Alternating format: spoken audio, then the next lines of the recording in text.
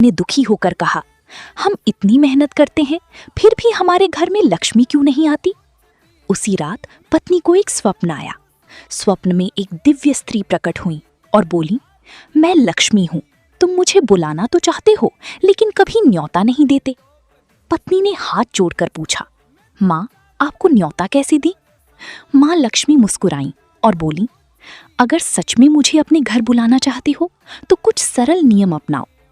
अगले ही दिन से दंपत्ति ने उन बातों को अपनाना शुरू कर दिया। उन्होंने अपनी रसोई में एक लोटा स्वच्छ पानी भरकर रखना शुरू किया, मानो समृद्धि को आमंत्रण दे रहे हों। सुबह उठते ही घर का वातावरण शांत रखने लगे, बच्चों को भी प्रेम से संभालने लगे। पति पत्नी ने आपस में झगड़ा करना छोड़ दिया और प्रेम से रहने लगे। वे रोज सुबह 8 बजे से पहले स्नान कर पवित्रता का ध्यान रखने लगे। पत्नी पहली रोटी गौमाता और पक्षियों के लिए निकालने लगी, जिससे दान पुण्य बढ़ने लगा। घर की सफाई का विशेष ध्यान रखा जाने लगा। रसोई या कमरों में गंदे बर्तन कभी नहीं छोड़ी जाती थी और हर रात आखिरी रोटी कुत्ते को जरूर दी जाती थी। धीरे धीरे उनके घर का माहौल बदलने लगा। जहां पहले चिंता और कमी थी, वहां अब शांति, प्रेम और सुख आने लगा। कुछ ही समय में उनके जीवन में समृद्धि भी आने लगी।